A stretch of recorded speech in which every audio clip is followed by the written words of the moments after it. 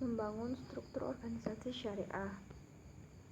Struktur organisasi merupakan susunan dan hubungan antara setiap bagian maupun posisi yang terdapat pada sebuah organisasi atau perusahaan dalam menjalankan kegiatan-kegiatan operasionalnya dengan maksud untuk mencapai tujuan-tujuan yang telah ditentukan sebelumnya.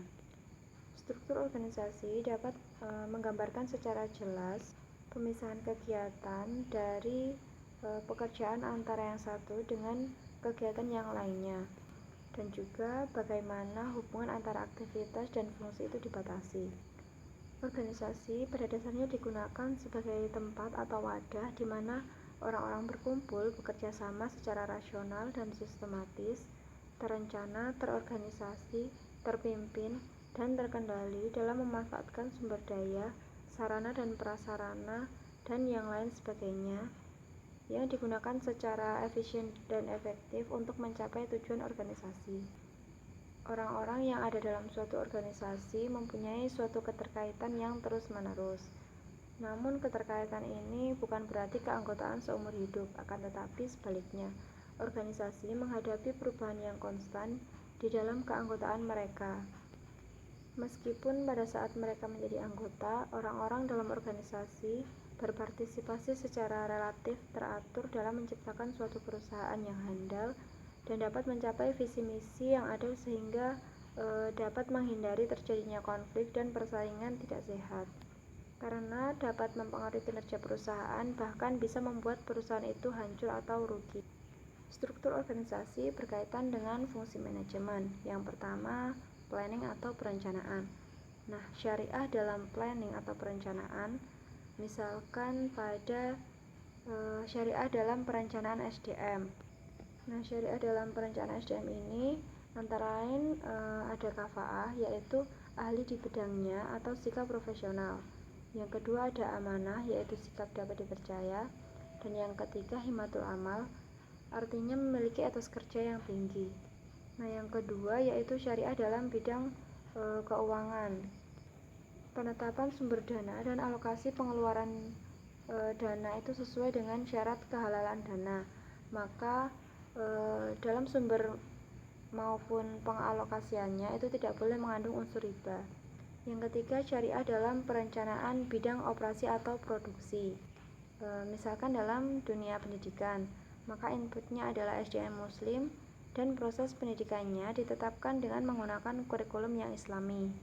Atau misalkan dalam industri pangan, maka inputnya adalah bahan pangan yang telah dipastikan kehalalannya.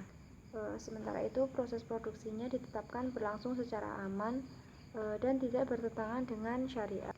Yang keempat syariah dalam perencanaan bidang pemasaran. Nah, misalkan dalam dunia pendidikan, segmen yang dibidik adalah SDM Muslim.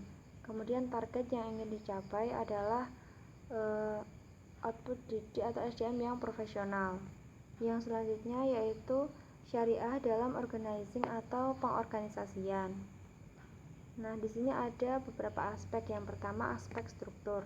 Nah, aspek struktur di sini bisa berupa kesanggupan dan kemampuan masing-masing SDM itu sesuai dengan kafaah dan akad pekerjaan tersebut. Karena jika tidak sesuai dengan kafaah ataupun akad, maka dikhawatirkan akan menimbulkan kerusakan ataupun kerugian.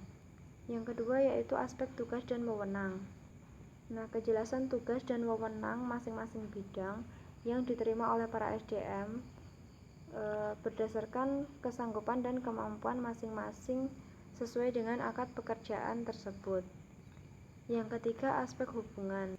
Pada aspek hubungan antar karyawan mengacu pada sikap amar ma'ruf nahi mungkar, yakni setiap karyawan itu harus saling support, bukan saling menjatuhkan. Yang selanjutnya syariah dalam controlling. Syariah dalam controlling di sini bisa berupa ketakwaan individu. Nah, seluruh SDM perusahaan itu dipastikan dan dibina agar menjadi SDM yang bertakwa. Kemudian ada kontrol anggota.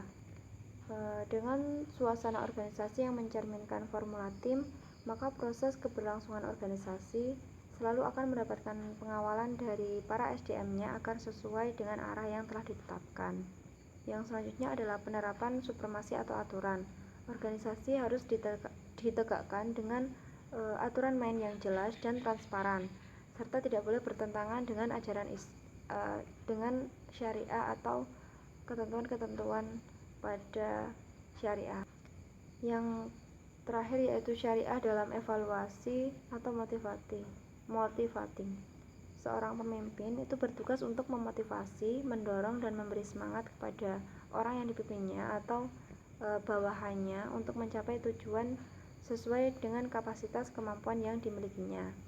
Nah, oleh karena itu wajib bagi pemimpin untuk memberikan pemahaman dan motivasi kepada setiap yang dipimpinnya agar pekerjaan mereka dapat dilaksanakan dengan baik dan sempurna, tidak keluar dari tanggung jawab dan wewenangnya.